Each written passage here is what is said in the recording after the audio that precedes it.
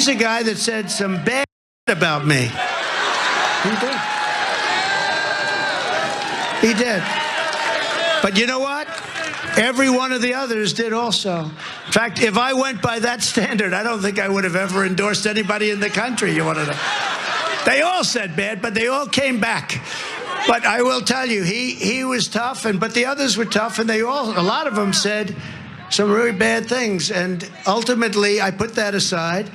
By the way, he's been like incredible in the last period of time, long period of time. Yeah, Donald Trump went to a rally in Ohio over the weekend to push JD Vance even further. And of course, everyone wondered, man, we remember when JD Vance dragged you in the mud like a dog. And now you're gonna endorse him? Well, he of course brought up there and had to toss in an expletive there to make sure the crowd was still involved. Because once you say a bad word, then the MAGAs will listen. So he did say some bad things about him in the past, but everyone did.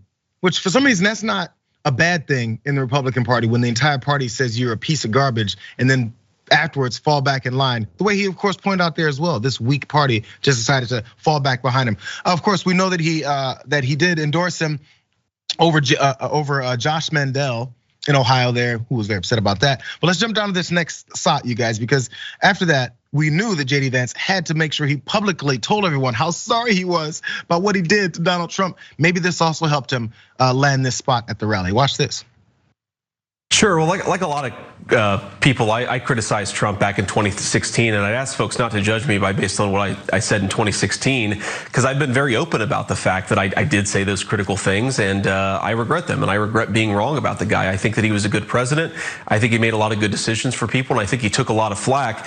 And as you probably appreciate, Alicia, I've taken a lot of flack myself over the last few years for standing up for the president's voters, but also standing up for the agenda. And I think that's the most important thing is not what you said 5 years ago, but whether you're willing to stand up and take the heat and take the hits for actually defending the interests of the American people, because that's what this business of politics should be all about. It's a smooth move. Hey, I'm sorry, I actually liked the guy. You know what? The best thing about this is that I learned how to be a better person. You know what? I take those hits just like Donald Trump. Also, now you're like Donald Trump. But previous to that, you deleted tweets that said things like this. Let's look at some of these deleted tweets that JD Vance had in the past. Trump makes people I care about afraid. Immigrants, Muslims, etc. Because of this, I find him reprehensible.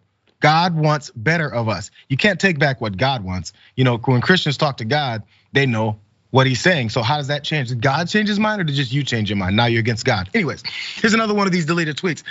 And it was the cosmopolitan conservatives like Moore and Kudlow who shamefully apologized for him. That's true. Also, he said, in 4 years, I hope people remember that it was those of us who empathized with Trump's voters who fought him most aggressively. Well, I guess in 4 years, we're not gonna remember that because you're no longer fighting him and you also delete those tweets. So JD Vance has found himself in this position. Trump has addressed the whole thing. It's all water under the bridge, Brett. Okay, this is amazing. Basically what JD Vance is admitting is he miscalculated in 2016 the kind of BS that Republican voters like. 100%. He's like, back then I thought they just like family values and wholesomeness and goodness and all that. He wrote a book called Hillbilly Elegy. And I didn't read it, but I saw the movie and I wanted to take opiates to the point where I overdosed, essentially. That was in bad taste, but it is so bad. I regret that joke instantly and I apologize.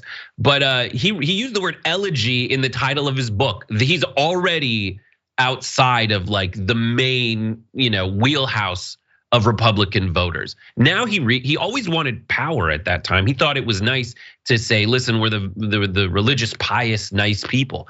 But it turns out the group that will vote for the unactivated voters that Trump was able to activate is the ones that will lose their minds when Trump on stage says the S word. That's it. He wants people who are mean and terrible and toxic. He wants that, and to a certain extent, I don't really blame people who want that because listening to a politician talk for the last 50 years has been like going to a Shakespeare play. You're like, that's not a language that I really speak, but it seems like everyone's speaking it on stage right now. So I'll wade through what they're talking till I find something that makes sense to me. But Trump is like, this is some bad S. And people lose their minds. Like you can see them go like, oh my God. That's what JD Vance is realizing, and he is just a sad, pathetic bastard. Well, when it comes to money, power, and position, people will do anything for it. So he talks to those people that way. They follow up.